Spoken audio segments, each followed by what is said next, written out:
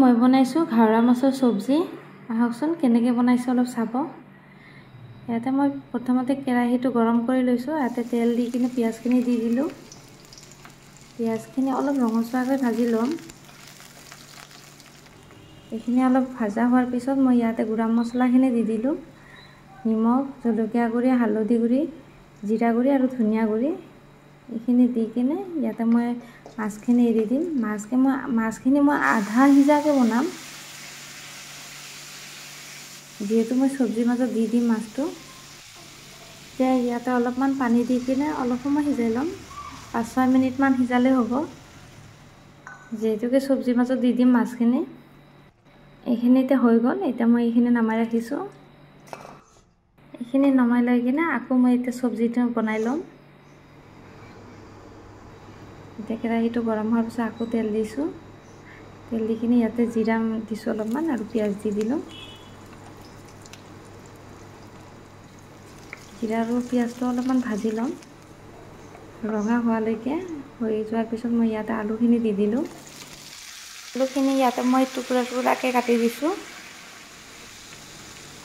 আৰু ইয়াতে গুড়া মছলাখিনি দিছোঁ। নিমখ, জলকীয়া গুড়ি, হালধি গুড়ি, ধনিয়া গুড়ি এইখিনি দি দিছোঁ।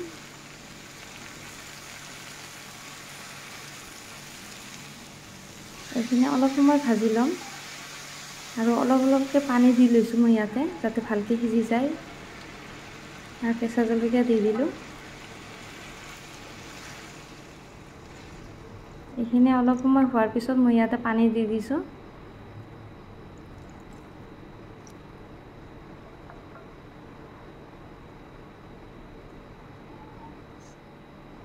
পানী দি কিনে এইখিনি ঢাকন লগাই কিনে অলপ সিজিবলৈ দিম। 10 মিনিটমান সিজিবলৈ দিছিলোঁ। তাৰপিছত ইয়াতে মাছখিনি দি দিছোঁ, আধা হোৱা মাছখিনি। মাছটো অলপ লাহে লাহে দিব দেই, মাছখিনি বহুত নৰম হয়, লাহেকৈ লাৰিব লাগে। আৰু ইয়াতে ৰঙা জলকীয়াখিনি দি দিলোঁ আৰু ওপৰেদি মই ধনিয়া পাত দিছোঁ।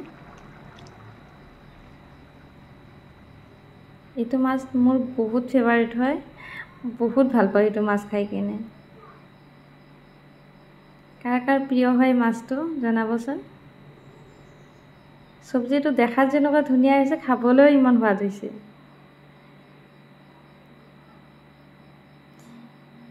কেনে লাগিছে অলপ কমেণ্টত জনাব।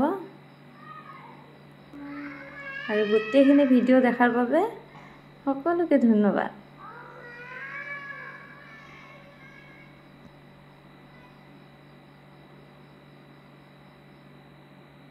Thank you.